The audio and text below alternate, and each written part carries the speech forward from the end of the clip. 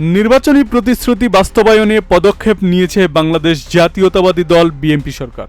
আগামী 10 মার্চ থেকে দেশব্যাপী পরীক্ষামূলকভাবে চালু হতে যাচ্ছে ফ্যামিলি কার্ড কর্মসূচি। আগামী 10 মার্চ কোরাইল বস্তি থেকে ফ্যামিলি কার্ড বিতরণ শুরু করবেন প্রধানমন্ত্রী তারেক রহমান। কারা পাবেন ফ্যামিলি কার্ড? সরকারের সিদ্ধান্ত অনুযায়ী যারা ফ্যামিলি কার্ড পাওয়ার জন্য বিবেচিত হবেন তারা কার্ড পাওয়ার পর প্রতি মাসে 2,500 টাকা করে পাবেন।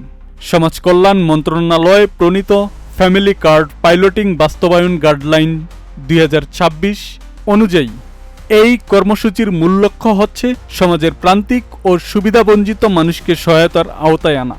নীতিমালায় সুনির্দিষ্টভাবে কয়েক শ্রেণীর মানুষকে অগ্রাধিকার দেওয়ার নির্দেশ দেওয়া হয়েছে।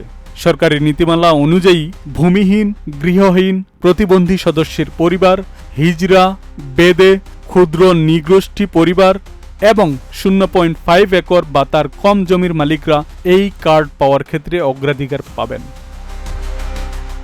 আব্দুল সালাম, প্রজন্ম 24।